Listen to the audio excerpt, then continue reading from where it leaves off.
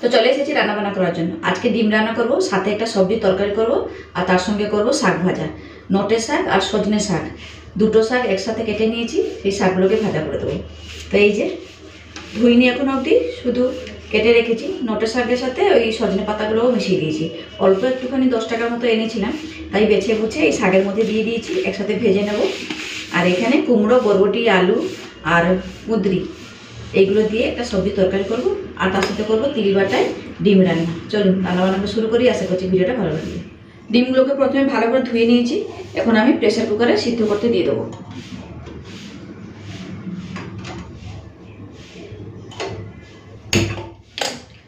ডিম সিদ্ধ করার সময় দিয়ে দেবো ভিনিগার, অল্প একটুখানি দিলাম, এরপর ঢাকা লাগিয়ে দেবো।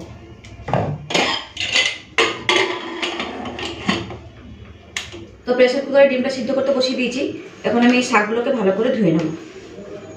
তো এখানে শিলটা ধুয়ে নিয়ে নিয়েছি, এখন আমি পোস্ত আর সাদা তিল বেটে নেব। সাদা তিল 1 চামচ নিয়ে নিচ্ছি, আর দেবো পোস্ত। আজকে এই সাদা তিল আর পোস্ত বাটা দিয়ে ডিম রান্না করবো। পোস্তটা একটুখানি বেশিই দিলাম। এদিকে কিন্তু ডিমটা সিদ্ধ হয়ে গেছে, একটা সিটি দিয়েছে, প্রেসারটা মানে গ্যাসটা অফ করে দিয়েছি। তো এখন প্রেসার কুকারটা নামিয়ে রাখি, প্রথমে সবজি তরকারিটা বসাই। কড়াইটা গরম করে নিয়েছি, দিয়ে দেবো সর্ষের তেল। তেলটা খুব ভালো মতো গরম করে নিয়েছি, এরপরে দেবো শুকনো লঙ্কা, দেবো 5 ফোড়ন। এখানে পেঁয়াজটা কেটে রেখেছি, পেঁয়াজ কুচিটা দিয়ে দেবো।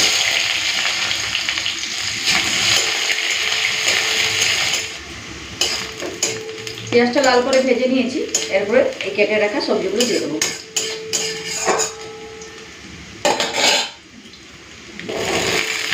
দিয়ে দেবো পরিমাণ মতো নুন,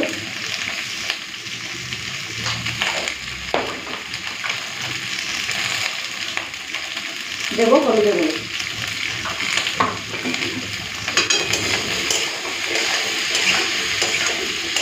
প্রথমে সবজিগুলোকে কিছুক্ষণের জন্য একটুখানি ভাজা ভাজা করে নিই, তারপরে জল দেবো। সমস্ত সবজিগুলোকে খুব লাল করে ভেজে নিয়েছি, এই যে দেখুন। এখন দেবো জল,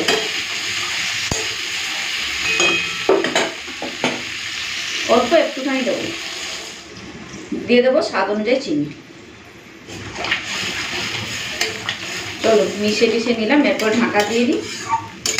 এদিকে তরকারিটা রান্না হোক, সেই সময়ের মধ্যে পোস্ত আর তিলটা আমি বেটে নেব।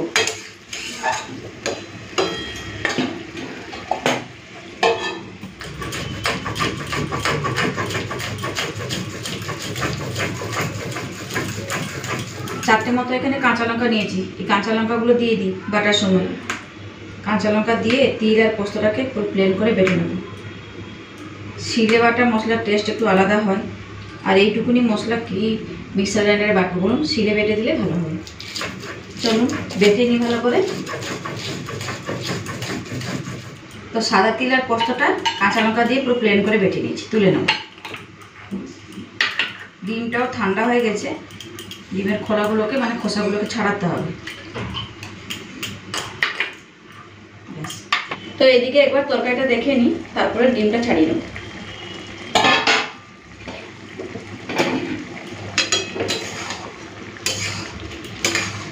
আর একটু রান্না হবে, এই জলটাকে একটুখানি শুকিয়ে ফেলি। আলু, কুমড়ো, বরবটি সমস্ত কিছু সিদ্ধ হয়ে গেছে, তবে এই জলটাকে একটুখানি শুকাতে হবে। এদিকে এই যে নটে শাক আর সজনে পাতাটাকে ভালো করে ধুয়ে জল ঝরাতে রেখে দিয়েছি। চলুন এদিকে জলটা ঝরুক, সেই ফাঁকে আমি ডিমটা ছাড়িয়ে নিই। তো এখন আমি ডিমগুলো ছাড়িয়ে নেব। খুব ভালো মতো ঠান্ডা হয়ে গেছে।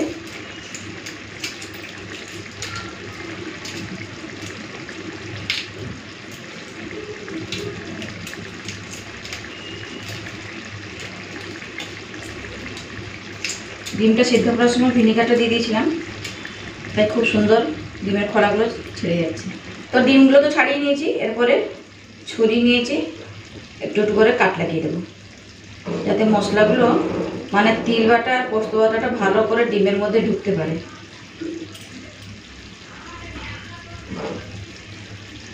ব্যাস,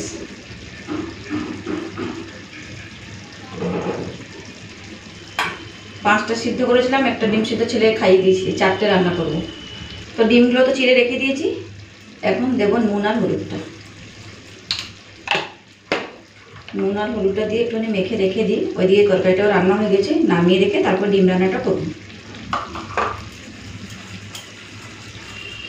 ব্যাস হয়ে গেছে, চলুন তরকারিটা নামিয়ে ফেলি। তো সবজি তরকারি রেডি, খাওয়ার জন্য পুরো রেডি হয়ে গেছে, নামিয়ে ফেলবো। এইরকমই রাখলাম, একটুখানি গা মাখা মাখা ভাতের সাথে মেখে খাওয়া হবে। আর এইসব তরকারির সাথে ডালও করেছি, আর ডালটা সিদ্ধ করে রেখেছি, শুধু করে সাঁতলে নেবো, মসুর ডাল করেছি। তো এই যে খুব ভালো হয়েছে, আর কিছু মশলাপাতি দিলাম না, একটুখানি ভাজা জিরে গুঁড়ো ওপর থেকে দিলে ভালো হতো।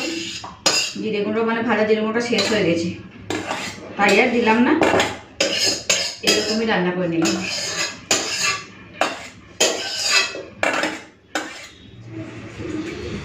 এদিকে সরষের তেলটা দিয়ে গরম করে নিয়েছি, আর এই রান্নাটা সরষের তেলে করলেই বেশি ভালো লাগে।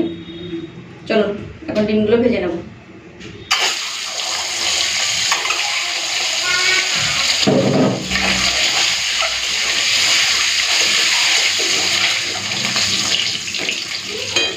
হয়ে গেছে ডিম ভাজা, পুরো লাল লাল করে ভেজে নিয়েছি, তুলে নেব।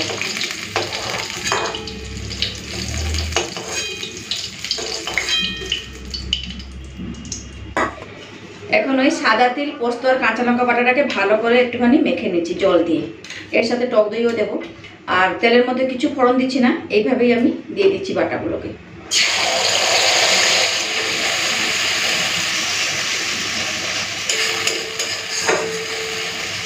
একটু নেড়ে দিলাম, এরপরে দেবো টক দই।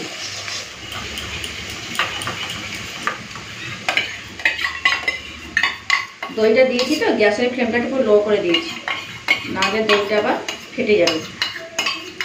এরপরে দেবো অল্প একটুখানি হলুদের গুঁড়ো, তার সঙ্গে দেবো কাশ্মীরি লাল লঙ্কার গুঁড়ো, একটুখানি কালারটা ভালো আসার জন্য দেবো। দেবো পরের মতো চিনি, অল্প একটুখানি নুন দিলাম, এই বাটি ধোয়া জলটাও দিয়ে দেবো। এরপরে ভালো করে একটুখানি কষিয়ে টষিয়ে তারপরে ভেজে রাখা ডিমগুলোকে দেবো। ভালো করে একটুখানি কষে টষে নিলাম, তেলটাও দেখুন ছেড়ে দিয়েছে। এরপরে দিয়ে দেবো ভেজে রাখা ডিম।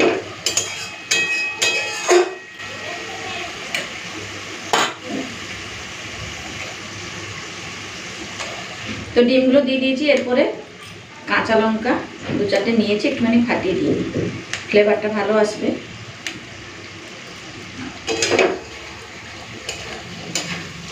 আর জল দিতে লাগবে না, একটুখানি হালকা গ্রেভি রাখবো, খেতে ভালো লাগবে। দারুণ হয়েছে কিন্তু গ্রেভিটা। তো রান্না হয়ে গেল তিল বাটায় ডিম রান্না, তিলেশ্বরী ডিম। চলুন হয়ে গেছে, এইরকমই থাক, নামিয়ে ফেলি।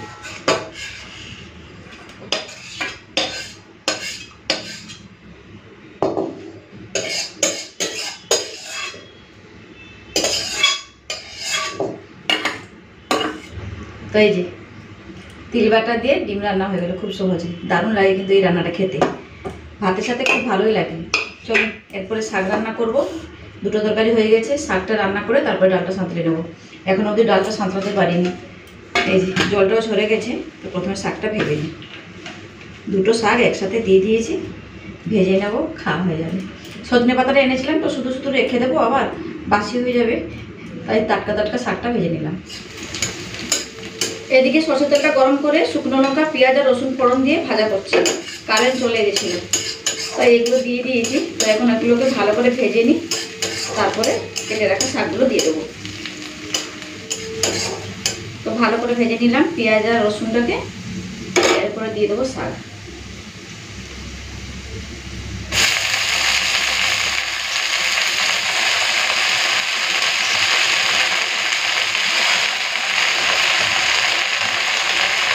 তো শাক তো দিয়ে দিয়েছি, এরপরে দেবো পরিমাণ মতো নুন,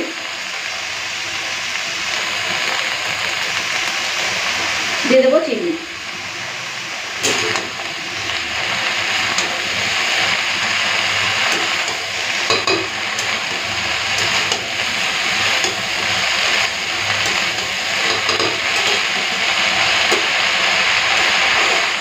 নুন দেওয়ার পরে মিশিয়ে নিলাম, আর নেড়ে চেড়ে নিয়েছি। দেখুন শাকটার পরিমাণে কতটা কমে গেছে।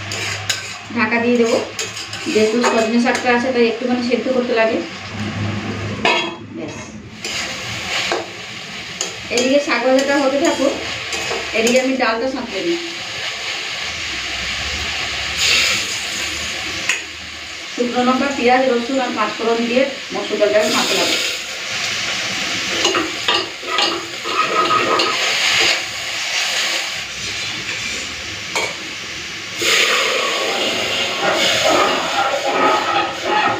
ব্যাস, এদিকে ডালে ফোড়ন দিয়ে দিলাম, আর এদিকে শাক ভাজাটাও হয়ে গেছে, তুলে নেব।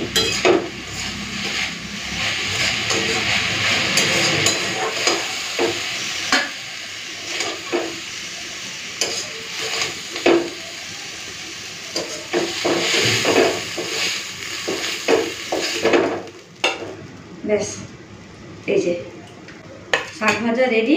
শুধু খালি এই ডালটা হয়ে গেলেই হয়ে যাবে। আজকের মতো রান্না বান্না শেষ। তো মসুর ডালটা রান্না হয়ে গেছে, ঢেলে নেব।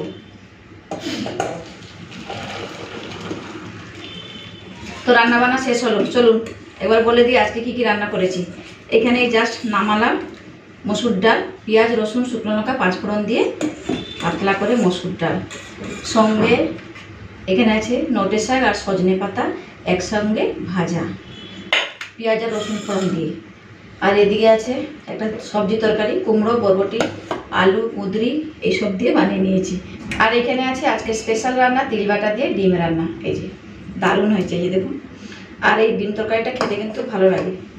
আর এখানে আছে গরম গরম ভাত। চলুন ভাতটা বাড়ি, এরপরে খাওয়া দাওয়া করবো। মোটামুটি রান্নাবান্না সব শেষ হলো, ভাতটা বেড়ে নিই। প্রথমে ভাতটা বেড়ে নিচ্ছি, গরম গরম ভাত। খিদা পেয়ে গেল, কত কিছু আজকে রান্নাবান্না হয়ে গেল। চলুন ভাত বেড়ে নিলাম, এরপরে যা যা রান্না করেছি সব কিছু নিয়ে নেব।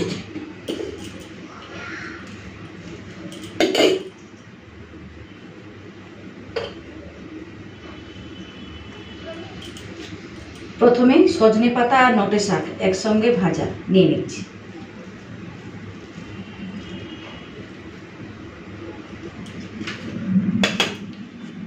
নিয়ে নেব সবজি তরকারি।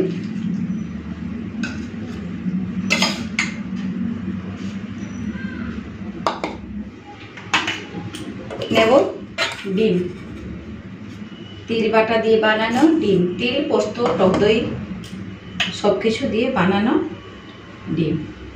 চলুন এরপরে নিয়ে নেব মসুর ডাল, গরম আছে, বাটিটা তুলতে পারছি না, এইভাবে আমি নিয়ে নেব। ডাল ছাড়া কি ভাত খাওয়া যায় বলুন? ডালটা প্রতিদিন লাগবেই লাগবে। ব্যাস, তো সব কিছু তো নিয়ে নিলাম, কাঁচা লঙ্কাটা বাদ যাবে কেন, ভাতের উপরে নিয়ে নিলাম। তো মোটামুটি আজকের খাওয়া দাওয়ার মেনু থালার মধ্যে সব কিছু সাজিয়ে নিয়েছি। কী কী নিলাম? গরম ভাত নিয়েছি, কাঁচা লঙ্কা, সজনে শাক আর নটে শাক একসাথে ভাজা, একটা সবজি তরকারি, তিল বাটা দিয়ে ডিম রান্না, সাথে পাতলা করে মসুরি ডাল। এগুলোই হচ্ছে আজকের আমাদের দুপুরবেলা খাওয়া দাওয়ার মেনু। তো আজকের মতো এখানে থাকলাম, আবার ফিরে আসবো একটা নতুন ভিডিও নিয়ে। ততক্ষণ সবাই ভালো থাকবেন, সুস্থ থাকবেন, টাটা।